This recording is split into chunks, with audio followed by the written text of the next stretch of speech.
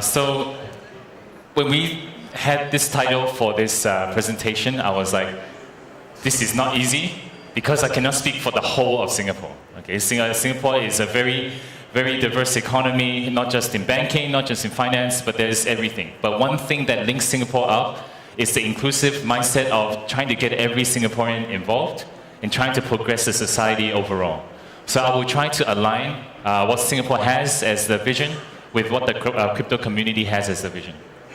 Okay. So just a little bit about me. My startups right now, it's more part-time, and Access has become my full-time thing, especially now working with working with the regulators. But essentially, I've been in this space since 2013. That's when I first got to know about Bitcoin. And obviously, it was Bitcoin back then before blockchain. Things obviously changed quite a lot in the last few years. So I'm the CEO and co-founder of CoinPip, which is a business payout solution for businesses, especially for the travel industry, where we help these companies send money over to Southeast Asia, especially very small amounts. For example, even $10, we only charge 10 cents and with no FX. That's just an example. So I'm also the council member for Sentinel Chain, which is to help farmers collateralize their livestock, pigs, cows, goats, and so on. But Merkle Trees is my blockchain solutions provider, and I'm the chair of the Access, the blockchain association here, which is now have become my full-time job, managing the community as well as on the regulatory side, trying to fix a lot of the things, fix a lot of the gaps that's still missing in the Singapore ecosystem. Yes, we've heard the news that Singapore is doing very well, even in the ICO space, but there's still a lot of things that we need to do to work things out to make things more smooth. I'm also on the elected board of the Singapore Fintech Association, so working with Hoplite closely on the blockchain agenda, as well as a blockchain instructor at the Asia Development Bank. Okay. So just a little bit about Access. We were established back in May 2014. So when Ministry of Home Affairs approved us, I was quite surprised. Maybe they thought we were just a gaming virtual currency association and didn't think too much of it. But obviously setting things up now is a bit more stringent. We're the voice for the blockchain companies, and we're very grassroots, meaning we as an association believe that innovation comes from the bottom, not from the top, not from the incumbents. And our mission for everything is promote inclusivity. Meaning for any industry, we see there is a use case for blockchain, and it's not just fintech. We have over 260 members. Collectively, the corporate members, the startups raised over $500 million in ICOs. Because of that vast number, which I think it's now understated, I haven't checked the latest numbers, we have to work with the regulators even more closely to make sure this is growing at a very with a lot more good actors than there are bad actors. Okay, so that's why we're working super closely with all the regulators to make sure this space is growing in a very smooth and seamless way. Okay, so we also have Access Malaysia as well. So Access is not centralized, so to speak. It's more like we are allowing anyone that wants to be part of the community from any country to start their own association. Obviously, there are criteria as well. Access Malaysia, when they first approached us, I gave them some things that we need to set up, some particular sorts of people that we need in the association at the beginning. We gave them our constitution, and they localized it for their own use. We're also working with multiple blockchain associations in the region as well, signing MOUs and make sure we are on the right track and being aligned in growing the blockchain community together. Okay. So this is more on a very bird's eye view of what Singapore's vision is. And it is, Singapore wants to be a smart nation, just like how Dubai wants to be. Okay, but there are a few lines that I want to point out. Okay, and it's what Singapore wants is to have people have meaningful and fulfilled lives. Okay, so progressing society to make Singaporeans more fulfilled and provide more opportunities for everyone. Okay, so Smart Nation is not just about IoT, it's not just about making payments easier. It is part of it, but the end goal is to make things smooth and happy for the whole of Singapore. Okay, so you can see the inclusive mindset when aligned to the crypto community as well. Okay, so for crypto community, it's very simple. We promote inclusivity regardless of any industry. Okay, At the beginning, when Access first started, it was more on the finance side, so cryptocurrency, Bitcoin, Ethereum, promoting that. But now that we are seeing the vast use cases and very good use cases for blockchain, we changed our constitution to support the wider industry, and fintech being just one of them. Okay. So, main topic, what are inclusive blockchains? So what do I mean by that? I think first we need to go back to what has happened to actually see why inclusive blockchains is now going to be the main trend. So this is part of the white paper that Satoshi, I'm sure many of you have heard if you have known about Bitcoin. Actually, I'm very surprised. There's many different conferences. When I ask people if you know about Bitcoin, they put their hands up. And then when I ask them if you know about Satoshi, nearly half the room doesn't put their hand up. The people that actually know about Bitcoin don't actually know the story. Okay?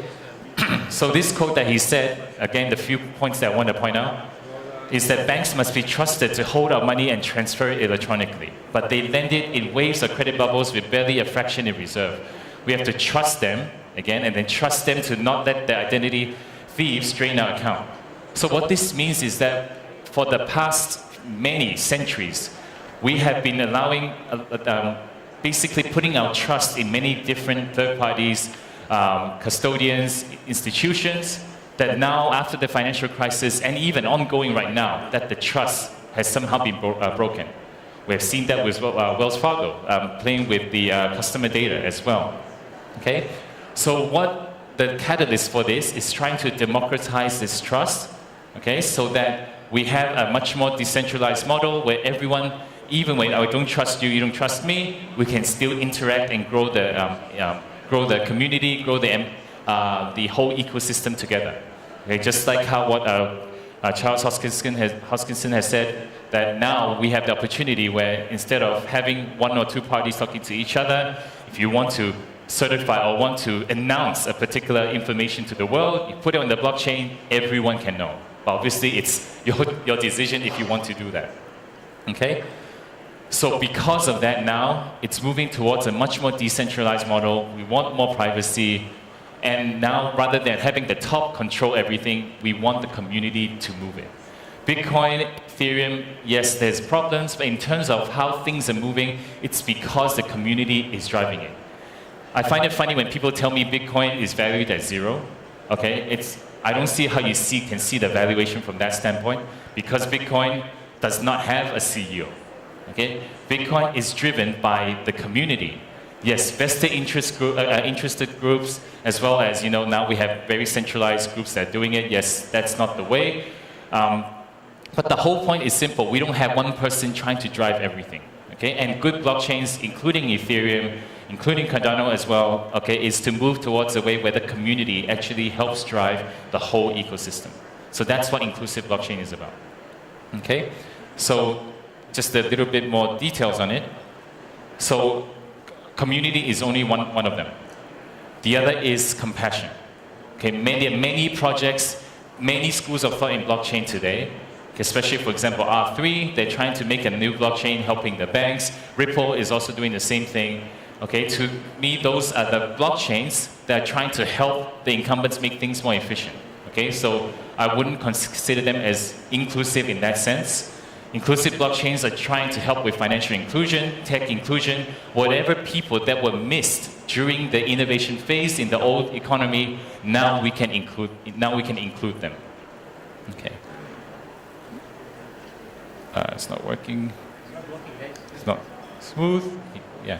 Okay. Next again is community, as I explained. Okay. We need community drives the project. Oh, I'm not clicking it now. Okay. And next is creativity. Okay. This is very important. We don't want, because the fact is blockchains are open source. Most of them, all the public ones are. It's easily forkable. Okay. You can easily make a new one very easily. We want to see that there is creativity in that blockchain. So for example, Bitcoin, okay, Bitcoin has demonstrated the Bitcoin, the crypto can be used for payments and store of value. And then the next phase was where Ethereum can show that that's more than just payments. You include business logic to it, you can do it for many types of industries. Okay, so the creativity behind a new blockchain is also very important. Inclusive blockchain is also very important. Digitalization, as we know, not just in the blockchain world, the world itself is moving towards this space. As we see in China, Alipay, WeChat Pay, as companies are doing many mini apps in between, right? And Fintech as a whole, Ahok can speak more on this. Fintech as a whole is not just about payments. There's insurance, there is peer-to-peer lending, there's ratings, and so on. And if you look at how China has grown in Fintech, it's the lifestyle that actually changes. Okay, so digitalization is not just about payments, not just about making things digital. It's about actually changing the whole lifestyle of how people do things. Okay, disintermediation. Okay, the whole point of inclusive blockchains is to do things more quicker. If your blockchain that you're trying to work is trying to support the middleman, okay, that is not really being inclusive. It's more like the middleman that can be in the middle trying to extract value from the users. Next is democratization. This is the key factor why Alipay and WeChat Pay are having a very big challenge to expand globally. Many of the apps that we have seen today, include all the giant apps, or the Chinese ones, and even including the US ones, are all centralized. All the payments are centralized, meaning that the banks, the compliance is, they have to adhere to that particular country. When you see what Alipay is doing and WeChat Pay, they're partnering with different companies to do the payments rather than them coming out themselves. It's because they can't. Either the companies adhere to the Chinese central bank on their compliance, or you just have to do something that's different to what Alipay does. So the best way that they have is just partnership. Even when you try to use Alipay today, in Singapore, you still need a Chinese bank account, or you go and buy credits. Okay? So unlike Bitcoin, where it was decentralized and democratized, where people have a say and people have a way to actually contribute to it and be part of it without having permission, that's how it grows so quickly. Okay, so decentralization is the main thing that is helping this whole ecosystem grow very, very quickly. And this is also the point that helps on the inclusiveness, because now we can have anybody from anywhere in the world, not just in Singapore, can be some other African countries or some Eastern European countries that want to start something. All they need now is just a computer and be part of the network and just get their hands dirty and start a new product. Okay.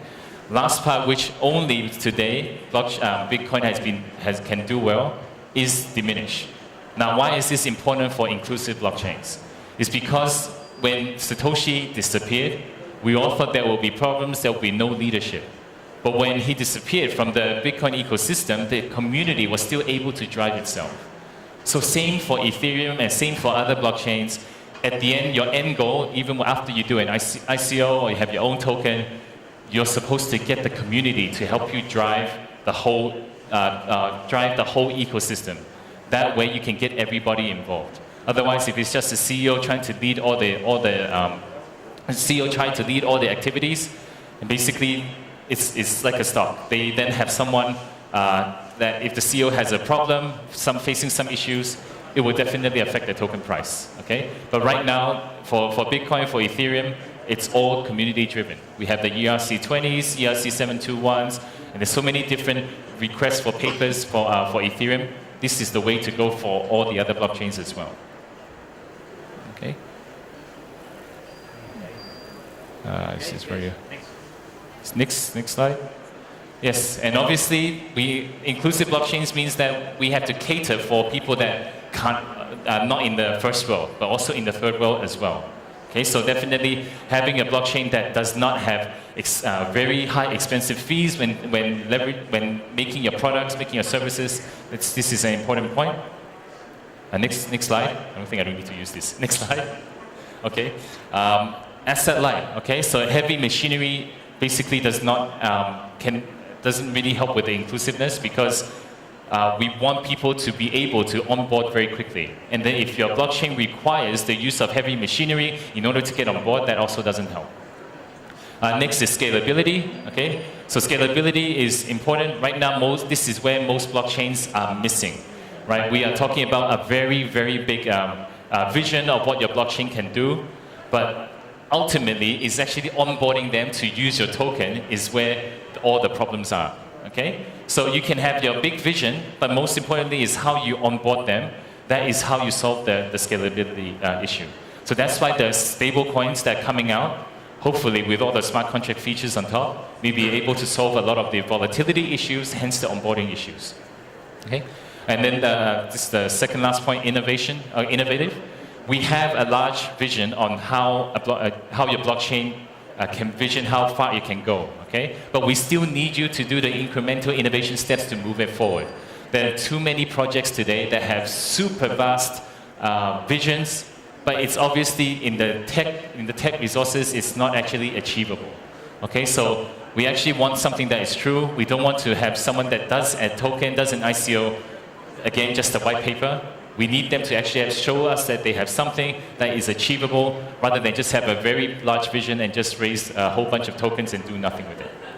And the very last one is compliance easy. I find it very interesting that a lot of fintech companies trying to come into this space to do ICOs. If a fintech company comes in to do this, the compliance costs will definitely go up. So most of what Access is supporting is the blockchains that are coming up. And doesn't have to be just in the fintech space, can be in any other space that is not in a very regulated environment. Because once you're regulated, that means you're also shielding out a lot of the users that can use your token as well. Okay, next. Okay.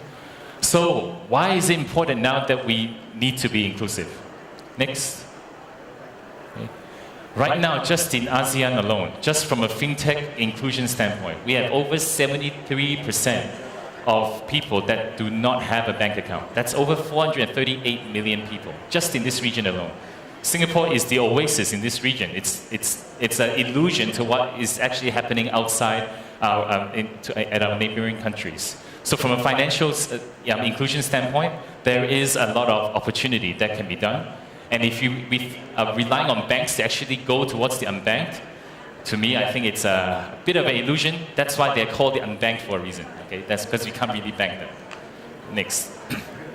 Okay, and this is a quote that one of my mentors, Professor David Lee, said. It's not just about social impact. It's a whole new segment that we can actually target.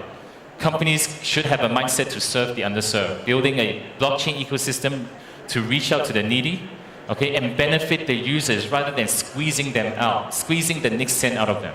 So now we have a chance by leveraging on blockchains to provide free services to them. Okay, so for example, Bitcoin at the beginning, even now still doing quite well, is because their mission to be a payment, a store of value as for free. Yes, there's minus fees, but you don't need to pay someone to do it. It's accomplished. All right, so blockchains can do that. There are other ways to monetize. Okay, so for example, if your coin does well, there is demand, there is utility. Your token value will also be appreciating as well. Okay, so it's important that to understand you need to provide value. Next. So Access, even as an association, thinks the same way as inclusive blockchains. Okay, we collaborate. Okay, collaborate more than competition. This space is very big. From a financial inclusion standpoint, we have a whole new segment that we can target now, which cannot be done before. Community over isolation. Okay, we want to listen to the community. Also, I had some members that came to me to talk about what they can give feedback to Access. Definitely, we will listen and then try to drive that as well. And inclusion over exclusion. Okay, exclusivity has shown that there are problems. If you give too much power to the top, it's also not that good, as we have seen in the financial crisis. Open source over closed source. And so this is what Ravi Menon has said in the Money 2020. When he mentioned this particular quote, I felt the pressure immediately. They were actually pointing to us, work with the crypto industry to do more social good. So MAS actually sees the token economy going towards this way as well. Next. I'll talk about this work and talk about more of it outside. But I want to go to the last slide, 30 more seconds. Last slide. This, I want to bring it home, okay? As I mentioned in the previous panel, one bad actor can affect the whole industry. Okay, so it's important now that worldwide community in the blockchain space sound out bad ICOs, like very fishy ones, okay, and let the community know. This is the only way how we can survive in this space together. Thank you very much.